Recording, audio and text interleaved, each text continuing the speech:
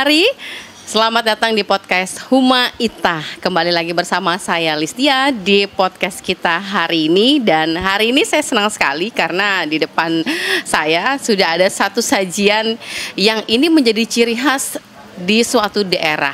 Nah, mungkin di beberapa daerah lainnya ini ada nama tersendiri, tapi di sini namanya adalah ketupat kandangan. Nah, hari ini kita punya topik yang akan menggugah selera Anda, begitu ya, para penonton.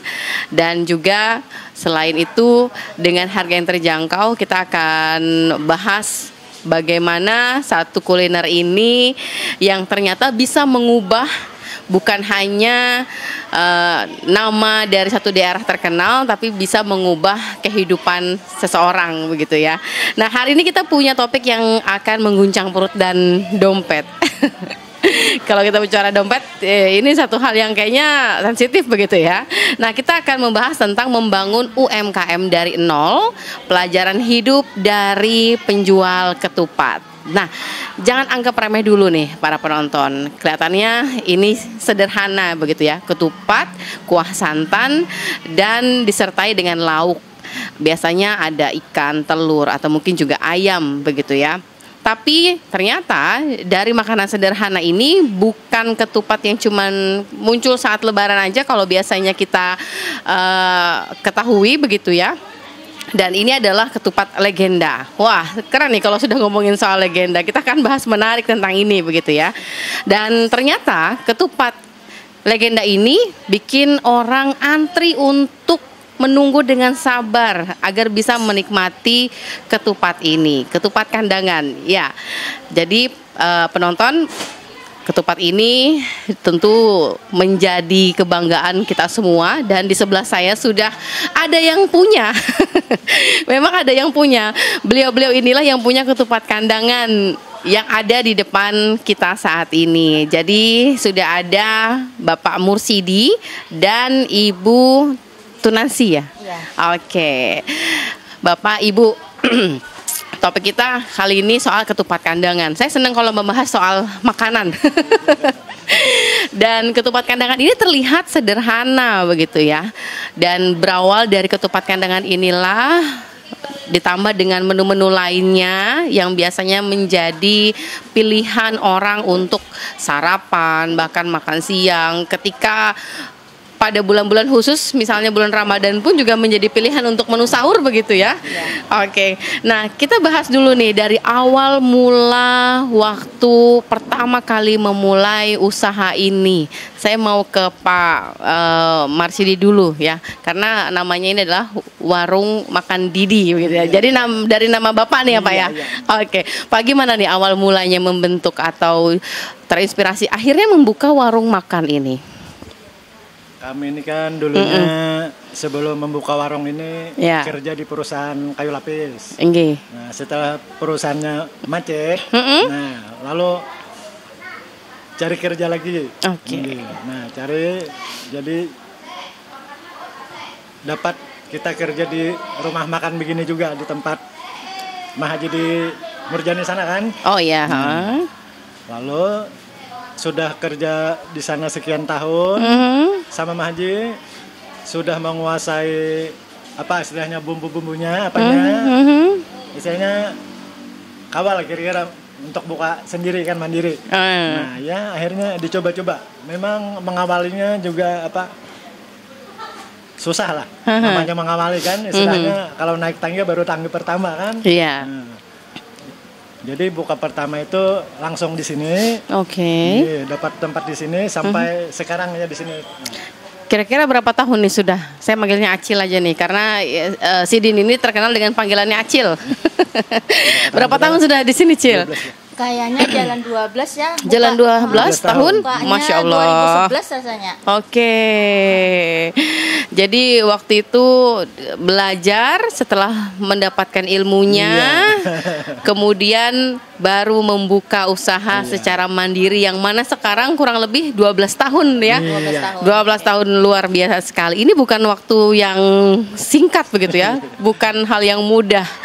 Apa nih yang awal mula yang menjadi tantangan ketika awal membuka, akhirnya mandiri punya warung makan sendiri ini, Mang? Yang pertama kan modal. Ya.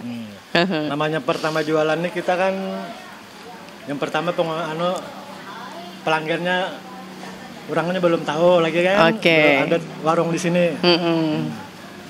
Apa itu? Masalahnya barang yang dimasak begini kan kada bisa lagi diulang untuk besok. Yeah. Jadi kalau masak hari ini habis kada habis, kita kasihkan sama orang aja. Nanti kalau diulang kan besoknya nggak enak lagi gitu. Jadi hari ini bisa dapat 200, nanti dibawa ke pasar bisa 200 lebih. Jadi awal itu memang perlu modal yang lumayan lah. Karena kan kada langsung terbalik modal gitu. Oke, jadi dengan sisanya ketika awal-awal membuka itu dengan niat sedekah, jadi akhirnya berbalik begitu Mang lah. Nah, Acil, apa sih yang menjadi semangat Acil dan Amang ini membuka warung makan ini, yang menjadi semangat untuk membuka secara mandiri? Semangatnya ya kita kan bisa ibaratnya mandiri itu kan. Awalnya memang sakit tapi akhirnya alhamdulillah akhirnya bisa menikmati semua dari keluarga bapaknya, dari keluarga ibunya, semua Acil semua bisa menikmati. Oke. Jadi dengan bahasa lain sama artinya juga kita membuka lapangan pekerjaan untuk orang lain yang membutuhkan, kayak itu Cilah. Iya. Oke, jadi ada manfaat besar ternyata di baliknya. Selain kita juga bisa memberi rasa puas kepada pelanggan, keluarga-keluarga juga yang tadinya mungkin nganggur, bisa ikut kerja sama-sama begitu ya. Sekarang sudah berapa nih jumlah pegawainya, Cil? 10. 10, Masya Allah. Itu masih kurang atau pas nih? Kalau kurang saya bersedia deh juga belajar. Kayaknya pas sudah tuh. Kalau yang di belakang tuh kan nenek-nenek semua yang umurnya udah 70. Nah, jadi diangkat semua kasihan. Oke, nah dan saya penasaran nih Cil. Biasanya orang tuh kan suka minder gitu ya. Ketika kita tuh baru buka usaha, baru mulai awal-awal tuh minder, malu, mau jualan malu gitu ya. Nah, kalau Amang Didi sendiri nih, pernah nggak merasa malu ketika awal-awal membuka tuh? Rasanya kalau kita berusaha yang halal nih mungkin nggak malu lah, Bu. Jadi penting pede aja dulu gitu ya. Karena seolah-olah kita ini kan melanjutkan yang punya orang kan. Kita dulu kan 5 tahun ikut orang ya. Oh 5 tahun, oke. Jadi dilihat punya orang itu berhasil. Jadi kita semangat juga. Masya Allah. Beliau itu juga kan. Iya. Jadi ada contoh yang bisa dijadikan semangat begitu ya. Kalau sebelumnya kita ikut orang bisa berhasil, kita yakin kita juga bisa berhasil seperti beliau begitu ya. Oke, nah kita coba review dulu makanan ketupat kandangan yang ada di depan kita nih. Di sini ada ketupat dan ada lauknya ini ikan dan kuah santan. Dalam satu porsi ini, Acil, ketupatnya ada berapa potong biasanya? Tergantung kalau daunnya permintaan besar, 1 biji sebelah. Oke. Kalau ikan gabus, kalau ikannya ikan sama telur, itu 2 biji. Wah. Tergantung lauknya. Tergantung lauknya jadinya begitu ya. Oke. Nah, ini Acil bisa jelaskan nggak dulu kepada penonton kita nih dari ketupat kandangan ini rasanya itu seperti apa? Lebih ke dominan manis kah, gurih atau bagaimana gitu? Kalau ilmu yang didapat dari dulu tuh banyak manis, banyak asinnya. Banyak asinnya, oke. Banyak asinnya. Oleh dari ibaratnya dari gurunya di sana. Oke. Jadi ilmu yang didapat kalau untuk ketupat kandangan ini lebih ke gurih kayak tuh Cilah. Agak asin sedikit. Agak asin sedikit. Mungkin ini bagi para pecinta makanan gurih pas sekali gitu ya untuk memanjakan lidah gitu ya. Nah, tadi lauknya ada telur sama ikan. Gabus. Sama ikan, ini ikan gabus. Iya. Oke. Nah, terus kuahnya kuah santan. Dalam memproses ketupat kandangan ini berapa lama waktunya, Cil? Kalau ngerebusnya, kalau airnya udah mendidih itu cuma paling 15 menit masak. 15 menit masak begitu ya? Iya, kalau ngerebus ketupatnya. Kalau untuk kuahnya sendiri gampang sekali? Iya, gampang. Dan bumbu-bumbunya juga pada bumbu-bumbu dasar begitu ya? Iya, udah dibikin duluan bumbunya. Oke. Jadi tinggal ibaratnya naruh aja di di wajannya itu ada takarannya. Oke, dan saya lihat juga tadi sambal ketupat kandangan pun berbeda dengan sambal yang lain. Itu gimana? Itu sambalnya sambal mentah. Sambal mentah, kemudian kalau musim jeruk dikasih jeruk. Kalau musim mangga Wah. Nah, gitu. Sambal nasi kuning sama lontong itu kan sambal masak. Ya, kalau ketupat kandangan sambal mentah. Tadi saya lihat juga sambalnya dikasih kuah santan juga gitu ya. Iya, kasih santan. Oke, kuah santan. Dan coba lihat ini penonton gelasnya besar sekali. Jadi selain kita kenyang karena makanan ketupat kandangannya, kita juga puas dengan minumannya. Karena biasanya saya kalau makan di satu tempat itu kadang suka kurang 1 gelas, suka nambah 2. Kali ini saya merasa nyaman karena di sini gelasnya pun juga besar begitu ya. Nah, saya mau tahu nih, satu porsi harga ketupat kandangan ini berapa, Amang Didi? Satu porsinya tergantung lauknya juga. Enggak, kalau makan itu ikannya satu aja ya. Iya. 27. Oke. Sama tehnya. Sudah sama teh 27.000. Kalau bungkus itu 25. Beda di tehnya aja. Oke. Nah, kalau ikannya double itu 33 dibungkus. Oke. Kalau makan sama tehnya 35, tapi ikannya 2. Ikannya 2. Sama telur. Oke. Wah, dengan harga yang terjangkau kita sudah kenyang, enak, pulang-pulang dari sini bisa langsung perut kenyang tanpa perlu khawatir kita mau makan apa lagi gitu ya. Oke. Nah, dulu sebelum buka warung, apakah sebelum ikut orang juga begitu? Sebelum ikut orang membuka warung ketupat kandangan ini pernah mencoba usaha lain kah? Bu Hanpian pernah. Memang ini yang pertama begitu murni, ya. Pertama ini. Oke. Luar biasa. Jadi ini adalah usaha yang pertama ternyata bisa membuahkan hasil begitu ya. Alhamdulillah luar biasa sekali. Nah, pastikan situasi kita juga pernah yang namanya mengalami pasang surut begitu ya, Bang Didi dan Acil, apalagi zaman Covid-19 yang waktu lalu. Banyak orang yang takut untuk keluar, banyak perekonomian juga yang sangat anjlok jauh. Bagaimana mengatasi di saat situasi pasang surut ini ketika terjadi? Amang, Acil boleh nih. Waktu zaman Covid itu kan orang makan bisa dihitung, tapi alhamdulillah Gojek banyak banget itu. Setiap hari Gojek banyak banget. Itu Masya Allah. kalau orang makan bisa dihitung, tapi kalau Gojek banyak banget. Karena alhamdulillah. Kalau kumpul di warung kan dilarang. Iya. Tapi luar biasanya walaupun zaman Covid saat itu pesanan tetap ramai begitu ya. Tetap ramai tapi lewat Gojek. Alhamdulillah. Nah, sejauh ini ada nggak tantangannya nih, Acil, selama berjualan ketupat kandangan? Tantangannya lah. Itu tantangannya paling tidak bahan kosong, seperti kan di sini kita daun kelapa. Ini kan daun kelapa. Kadang-kadang daun kelapanya kita kosong. Kita kan mengharapkan dari bahaur, basarang, kadang dari kandangan langsung. Nah, karena kalau di sini kan terbatas. Berarti harganya mahal lagi. Berarti artinya ini daun kelapa untuk membuat ketupatnya dari luar gitu ya. Wow, jauh sekali. Tapi sudah berlangganan. Tapi kan kadang-kadang kosong. Oke. Dan ketupatnya bikin sendiri berarti. Bikin sendiri. Karena memang di pasar itu ya, emang ada juga yang bikin ada juga yang membuat ketupat jadi kita tinggal beli begitu ya. Tapi ini ketupatnya bikin sendiri. Inilah yang bikin beda ternyata penonton.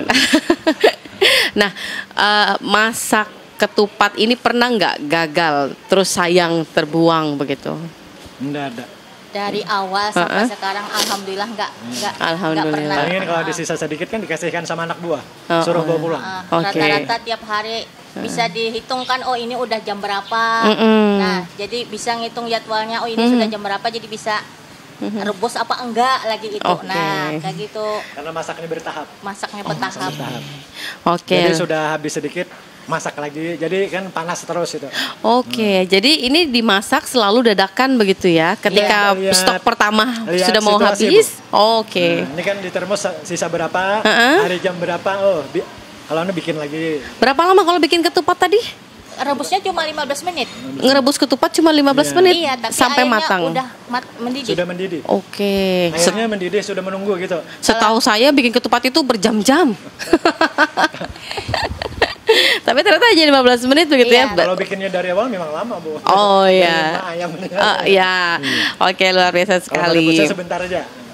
Oke, nah saya harus belajar nih sepertinya penonton dengan beliau-beliau ini yang hebat. Masak ketupat hanya 15 menit, kalau saya sampai ditinggal tidur. Sampai airnya habis jadi gosong. Oke, ternyata tidak. Mungkin kalau sudah tahu caranya gampang sekali begitu ya, Cil ya. Tapi ini ketupat yang begini kan, kalau yang dimaksud Ibu yang ketupat yang besar itu memang lama, itu yang ketupat untuk apa itu? Buat buat soto gitu ya. Lama itu yang besar itu kan. Kalau ini ketupatnya yang ukuran kecil-kecil, saya baru nggak ya. Kalau yang daun nipah itu memang lama itu. Besar lagi kan? Iya betul. Lain ketupatnya. Oke. Nah, di warung Didi ini kita lihat di belakang ada ketupat kandangan, ada nasi kuning, nasi putih dan lontong. Begitu ya. Ini kalau sudah tutup jam berapa? Jam 11 sudah tutup. Jam 11 sudah tutup. Paling pagi buka jam berapa nih? Jam 3 subuh. Jam 3 subuh? Ya. Oke. Setengah 3 udah buka. Setengah 3 sudah buka. Wah, yang mau sarapan subuh nih bisa nih. Iya. Atau yang baru pulang piket malam subuh lapar bisa langsung ke warung Didi gitu ya. Kadang-kadang ada orang yang bersahur segala. Oh iya, Masya Allah. Orang yang puasa Senin Kamis kan. Apa? Iyalah. Iya benar. Iya. Nah, saya juga teringat ketika bulan Ramadan lalu, saya juga pernah ke warung beliau-beliau ini subuh-subuh buat nyari sarapan, buat nyari sahur gitu ya.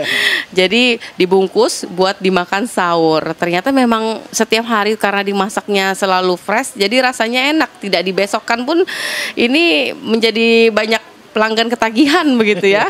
Tapi Masya Allah luar biasa. Nah, menurut Mang Didi dan Acil nih, gimana menghadapi persaingan usaha kuliner sekarang yang sudah semakin banyak, khususnya yang juga memang ini termasuk makanan asli Banjar juga. Ini kan asli dari Kalimantan Selatan ya. Oke, gimana menghadapi persaingan kuliner sekarang yang sudah banyak, makanan ala keluar negerian gitu, ala barat-baratan gitu ya. Gimana untuk mempertahankan tetap makanan khas dari daerah? Yang pertama kan kita menjaga rasanya, supaya menjaga tetap rasanya terus. Yang kedua kan kebersihan lingkungan. Yang ketiga kita menghadapi orang secara ramah lah. Oke. Apa nih Cil tambahannya? Menghadapi persaingan. Ya. Jadi memang harus harganya jangan terlalu mahal, sedang-sedang jangan. Iya benar. Kalau kemahalan kadang orang bisa komen. Iya, harganya mahal gitu ya. Tapi memang dengan warung makan beliau ini saya akui bersih gitu ya. Terus juga makanannya enak. Jadi mungkin besok saya akan kembali lagi ke sini. Bagaimana dengan Anda penonton? Apakah juga mau mencoba ke sini begitu ya? Nah, persaingan kita kan sangat luar biasa begitu ya. Iya. Persaingan kuliner saat ini yang terus merajalela. Bagaimana Acil dan Amang memberikan semangat kepada para pelaku usaha juga di luar sana, atau mungkin ada yang ingin memulai membuka usaha begitu ya, tapi ada yang supan gitu, malu. Apa nih Mang kiat-kiatnya supaya berbagi kepada masyarakat? Ya, kurasakan kalau namanya usaha yang halal tuh jangan malu lah. Jangan malu. Iya. Yang penting ada modal, ada kemauan. Tidak malu, buka aja usaha kan. Asal yakin begitu ya. Yakin. Oke. Ditambah lagi mungkin dengan konsisten melakukan ibadah, sedekah begitu ya. Memang kalau pertama Bu, kita namanya buka usaha ini berat Bang. Kami dulu setahun tuh sudah kayak goyang. Kan modal hampir kehabisan modal gitu. Tapi namanya rezeki. Yang kuasa berkehendak lah lain. Alhamdulillah habis setahun tambah bagus gitu. Masya Allah. Memang mulainya berat. Jadi walaupun awalnya berat, tapi kita harus yakin begitu ya. Makanya bilang orang kan naik tangga tuh nggak langsung ke atas. Tapi satu-satu dulu. Satu-satu. Iya benar. Oke. Nah, kemudian Acil sendiri ada nggak yang disampaikan kepada masyarakat nih yang saat ini sedang menonton kita, agar menjalani usaha itu terus yakin bahwa di depan sana tuh nanti akan ada ibarat akan ada pelangi setelah badai gitu Nacil. Apa yo? Pesan-pesan yang ingin disampaikan nih kepada masyarakat, memulai usaha itu harus konsisten begitu misalnya. Dan memang memulai usaha itu tidak mudah membalik telapak tangan gitu ya. Iya, tidak seperti membalik telapak tangan ya kan. Butuh kita harus maju perlahan. Terus juga ketika banyak tantangan persaingan begitu, kita harus bisa melewatinya dengan baik begitu ya. Nah, ketika Amang Didi sendiri memulai usaha warung makan ini, respon masyarakat gimana nih, Mang? Acil dulu. Gimana respon masyarakat untuk ini? Alhamdulillah baik. Alhamdulillah baik. Semua mendukung. Ada nggak saran-saran dari masyarakat? Cil buka ini dong, Cil tambah menu ini dong gitu. Yang banyak saran masyarakat ini disuruh membuka cabang. Wah. Disuruhnya di mana lah. Iya nih, mungkin nggak mencoba untuk buka cabang gitu? Buka cabang lagi? Susah. Masakannya susah buka cabang kan. Oleh nanti kan di sana rasanya lain, di sini lain.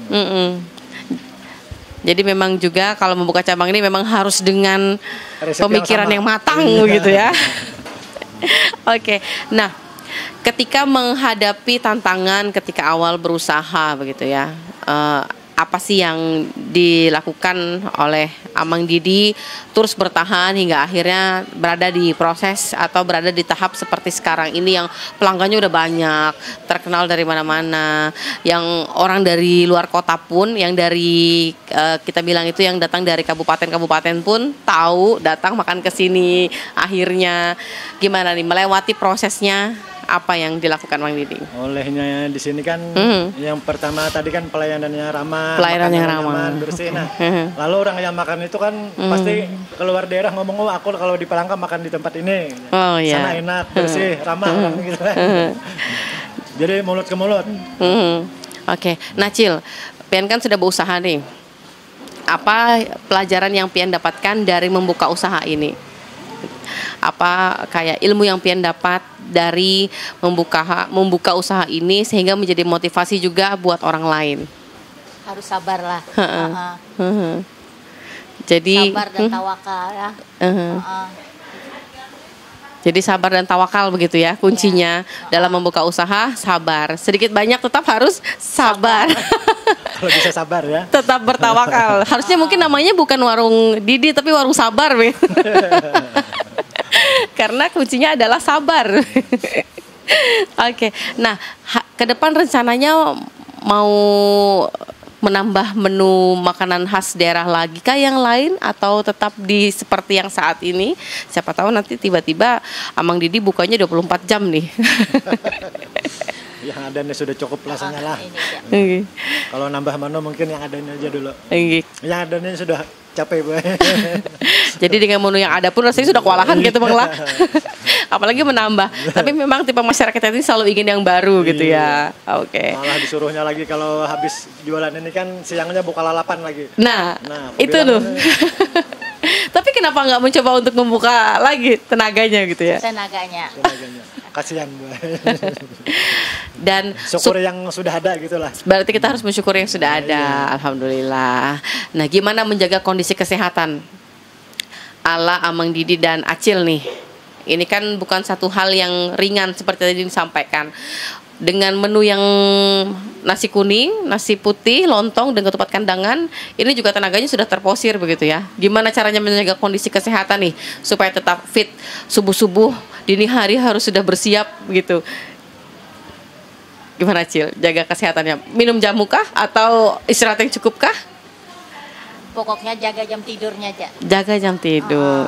Oke. Kalau udah tutup ini kan jam 1 tidur. Jam 1 tidur. Mulai masaknya jam berapa nih Cil?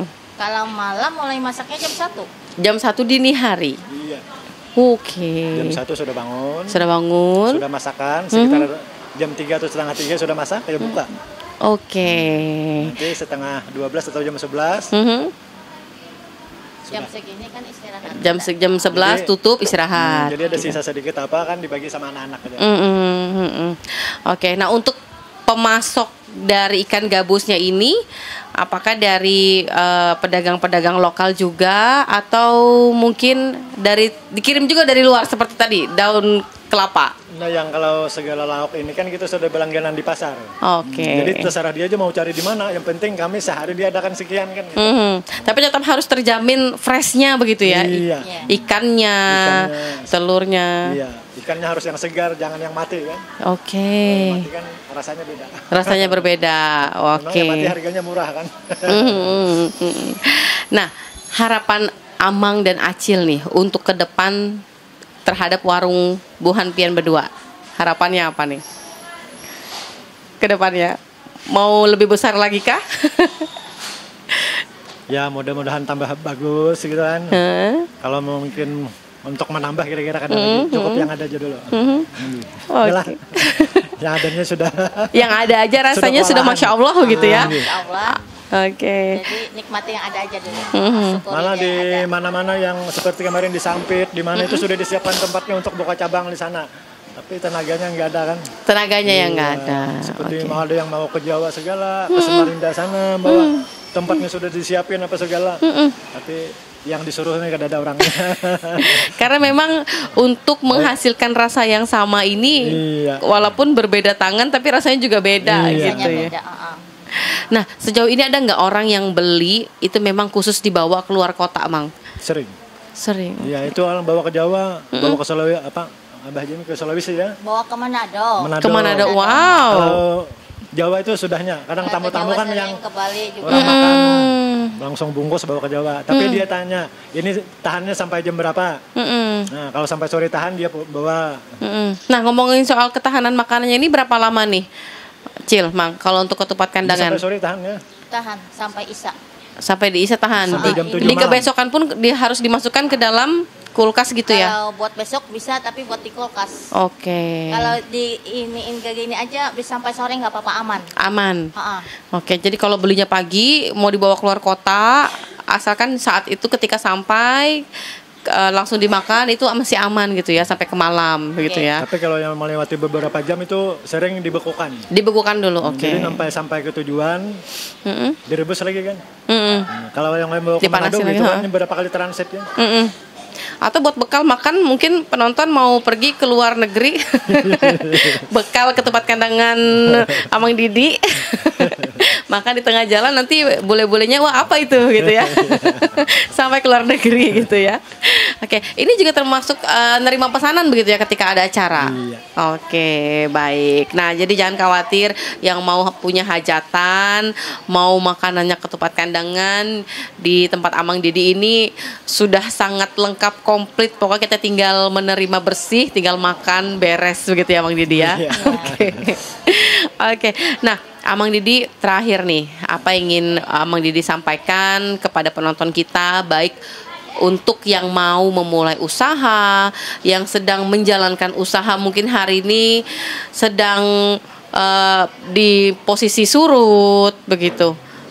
Apa yang ingin Amang Didi sampaikan? Yang mau memulai usaha, apa nih Cil? Pesan buat orang yang aku mau bikin usaha karena mungkin aku hari ini daripada diam di rumah, buat ibu-ibu yang mungkin diam di rumah saja mungkin bisa mulai usaha dari rumah kayak itu Cil. Apa yang ingin disampaikan Acil? Kalau pengen usaha itu kan harus punya kemauan. Nah, ada ilmunya ya. Kemauan, kebisaannya. Pokoknya kalau ada kebiasaan jangan dipendam. Apapun gitu ya, tidak harus selalu di makanan begitu ya, mungkin di lain juga harus diasah begitu ya. Oke, Amang Didi apa yang disampaikan nih kepada para penonton kita yang saat ini menonton tapi menjalani usahanya sekarang lagi turun gitu karena mungkin faktor persaingan atau faktor lainnya nih supaya tetap terus semangat seperti Amang Didi sehingga sampai bisa di posisi ini. Ya kan apanya? Yang usaha ini namanya kan pasang surut. Jadi waktu surut itu yang utama tadi bersabar. Yang kedua apa penyebabnya jadi kita begitu gitu. Nah, orang sukses kita kada itu apa sebabnya. Kan? Jadi ditelaah sendiri kan. Apa pelayanannya kurang, apa kebersihannya, apa rasanya. Jadi tolong kalau yang mau bikin usaha baru Utama tadi kan rasanya. Rasanya harus diperhatikan, konsisten begitu ya, jangan berubah-berubah. Iya, tadi kebersihannya kan. Kebersihannya. Kita melayani orang dengan baik gitu. Oke. Biar kita makanannya enak, kalau melayani kada bagus kan mungkin. Merangut-rangut. Iya. tapi memang ada yang menjadi ciri khasnya begitu, Mang. Mungkin Amang mau coba melayani dengan merangut-rangut sehingga warung Amang Didi Perangutan. Nanti besok orang ada makan lagi kan.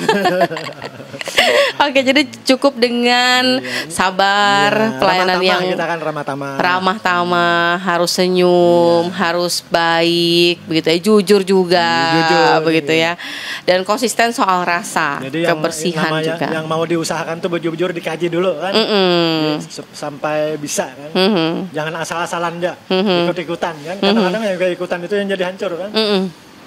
Nah, mungkin gak ada salahnya juga seperti Amang dan Acil begitu ya, belajar dulu sama orang yang memang kita percaya. Ketika mendapatkan ilmunya sudah yakin bisa mandiri, buka begitu ya, Mang. Memang kan pesan orang, kalau ikut orang itu jangan harapan gaji. Yang penting ilmunya kamu serap. Nanti kan ilmu ini kan sampai kapanpun nggak bisa habis kan. Kalau duit kan bisa habis.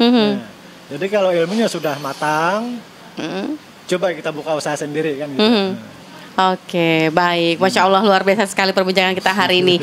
Satu hal yang saya petik di sini adalah ketika kita mau memulai usaha itu, usahakan diawali dengan niat yang yakin, benar, dan sungguh-sungguh begitu ya, Cil dan Amang. Terus juga sabar, karena namanya usaha di bidang kuliner ini satu membutuhkan modal yang besar begitu ya. Di hari pertama mungkin kita mengalami kerugian begitu, Bang ya. Karena itu pasti. Makanan begini kan kalau bisa diulang-ulang. Betul. Kalau diulang bisa, tapi kan besok rasanya lain. Rasanya akan beda. Iya, kenapa jarang kada enak nih? Pasti orang esok kan kada makan lagi. Kok hari ini beda ya dengan yang kemarin ya gitu ya. Oke, selain itu juga konsisten soal rasanya. Usahakan jika memang berusaha di dunia kuliner selalu fresh, konsisten rasanya sehingga ketika orang datang makan itu rasanya sama begitu ya. Rasa enak terus gitu. Rasanya enak terus. Nah, kalau yang diulang-ulang itu kan orang merasa sendiri. Iya. Ini rasanya beda. Rasanya berbeda. Yang kemarin dipanasi gitu kan. Iya. Oke, kemudian juga kebersihan menjadi kunci utama juga.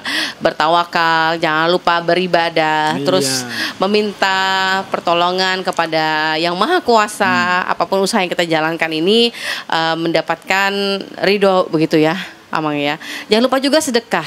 Nah, biasanya makanan yang mungkin tidak habis hari ini bisa kita sedekahkan kepada orang-orang, mungkin kepada para pegawai atau tetangga kanan kiri begitu, atau mungkin ke anak-anak yatim piatu yang memang mereka juga berhak mendapatkan dari sebagian rezeki kita begitu, Amang ya. Karena dengan berbagi, dengan sedekah, kita juga akan mendapatkan hal-hal yang baik dari itu semua.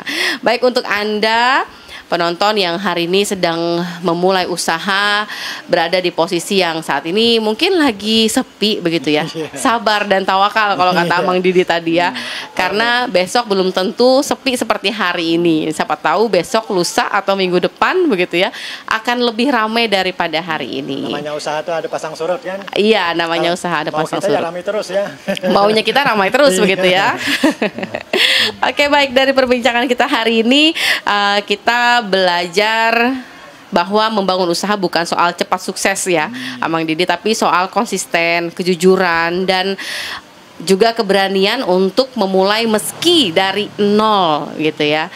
Pastikan usaha yang Anda laksanakan ini sesuai dengan ilmu yang Anda punya atau keahlian yang Anda miliki. Dan semoga dari obrolan kita hari ini, bagi pelaku UMKM yang terus berjuang, terus menapaki karir, jangan menyerah di tengah jalan begitu ya, walaupun godaannya mungkin berat. Kadang begitu ya. Orang kan mandang yang sudah sukses, tapi kan awalnya kada dipandang gitu kan. Susah-susahnya belum terlihat gitu ya. Sekarang sudah nyaman bilangnya lah, tapi awalnya kada tahu dia. Oleh karena itulah kenapa kita harus yakin begitu ya, Mang Didi ya. Baik, terima kasih untuk Acil, Amang, terima kasih banyak hari ini. Ketupat kandangannya enak sekali. Kalau kalian belum pernah ke sini, kalian bisa langsung ke sini. Ini di Jalan Iskandar. Di warung makan ketupat kandangan Didi. Bukan hanya ketupat kandangan, ada nasi kuning juga, Cil lah. Ada nasi kuning juga, lauknya sama ya, Cil lah. ikan gabus, telur, dan juga ayam. Ayam kampung. Ayam kampung, hati. Wow, ayam kampung sama ini. Lontong lauknya itu juga kan. Lontong juga sama begitu ya. Masya Allah luar biasa. Baik. Penonton, sampai di sini perjumpaan kita dalam podcast Huma Itah hari ini. Semoga apa yang disampaikan oleh kedua orang hebat ini bisa menjadi semangat kita untuk terus berusaha dan berkarir. Saya Listia, sampai jumpa.